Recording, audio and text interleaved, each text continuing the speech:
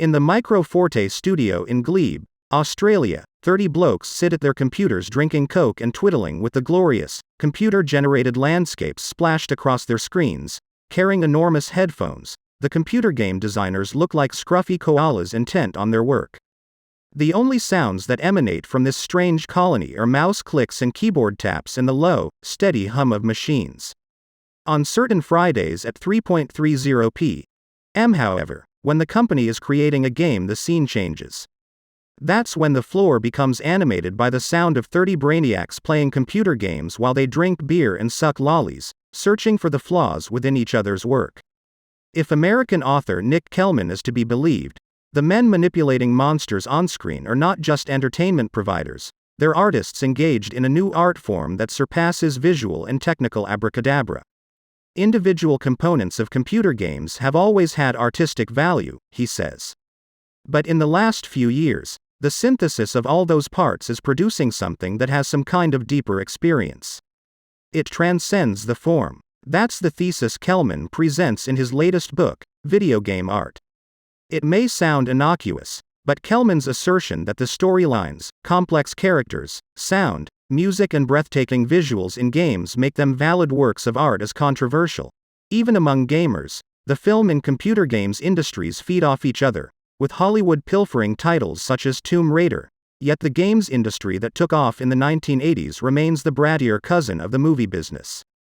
Predictions that the value of the games industry will surpass the film and music industries combined within a few years, increasing in revenue from $25 4 billion in 2004 to $55 billion in 2009, have barely altered the public perception that computer games are the domain of adolescents. Not only do games have their own grammar and cliches, but a handful of designers have recognizable styles.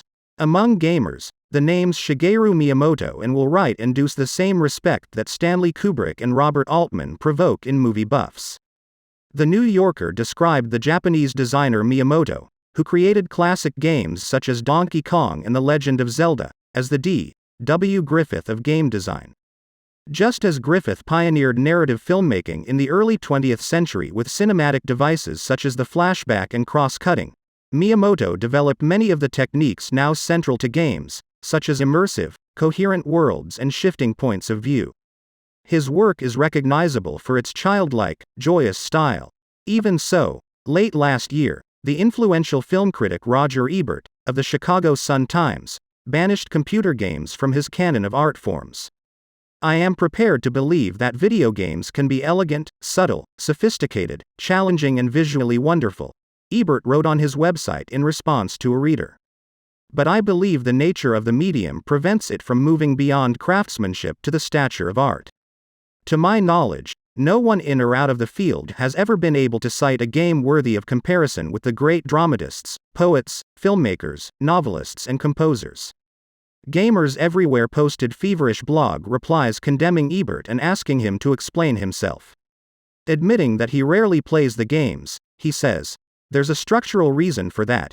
Computer games by their nature require player choices, which is the opposite of the strategy of serious film and literature, which requires authorial control."